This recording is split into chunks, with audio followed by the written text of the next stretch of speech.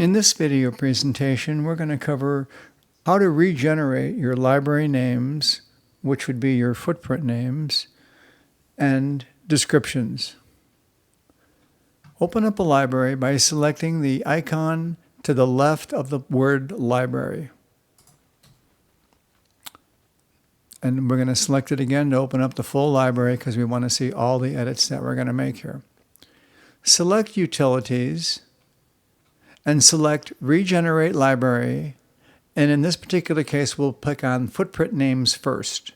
So regenerate the footprint names. Now, what happens is that sometimes in the past, like maybe 2 or 3 years ago, if you have an FPX file that's old, maybe we updated the footprint name to match a new standard. Or maybe we had a bug and we fixed a bug or a typographical error in the generation of a footprint name. So once in a while, you might want to just go ahead and check your FPX file to see if all the footprint names are correct by design per the standards.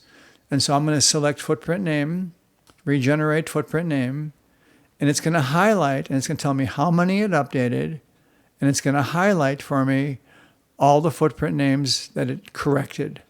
These are footprint names that were missing data or misspelled or typographical error. Now, if you're going to manually edit a footprint name and change it to whatever you want to change it to, like your manufacturer abbreviation underscore case code or part number, or if you want to call it after your company corporate part number, or you want to just rename your footprint name to any which way you want, you'd probably never ever use that feature because it'll go through the whole program and it'll take the footprint names. An example would be you would just take a footprint name, and then this footprint is by Diodes Inc. And there's the case code DO14.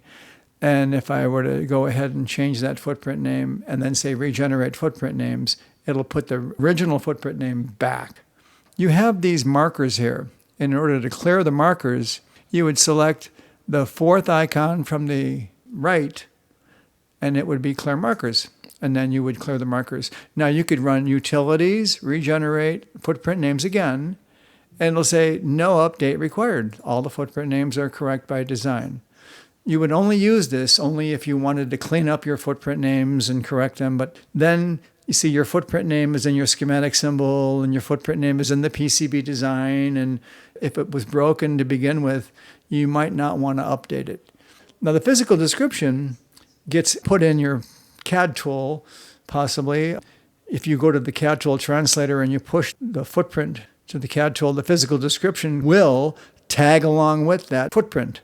So you want to make sure that all your physical descriptions are correct by design. And so you would select Utilities, regenerate physical descriptions. And it's going to go ahead and say that there's 4 updated, and these physical descriptions here were updated. Then select the clear markers to eliminate the clear markers.